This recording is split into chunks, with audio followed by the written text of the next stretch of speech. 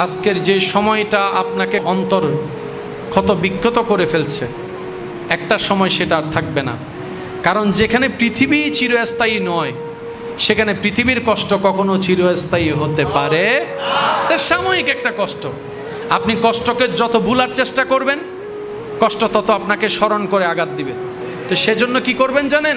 যা হওয়ার হয়ে গেছে, যা হওয়ার হবে, আল্লাহর উপর ভরসা।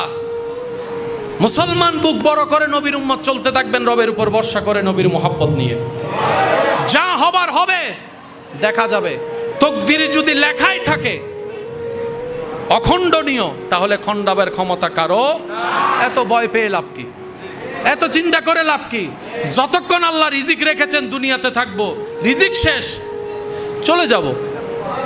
টেনশন করার কোনো দরকার। হাজার কষ্টকে মুখের মুস্কি হাসি দিয়ে গ্রহণ করার চেষ্টা করবেন। আপনার যতই টেনশন লাগুক, আমি সবার উদ্দেশ্যে বলছি, কখনো সময় পেলে প্র্যাকটিক্যাল করে দেখবেন।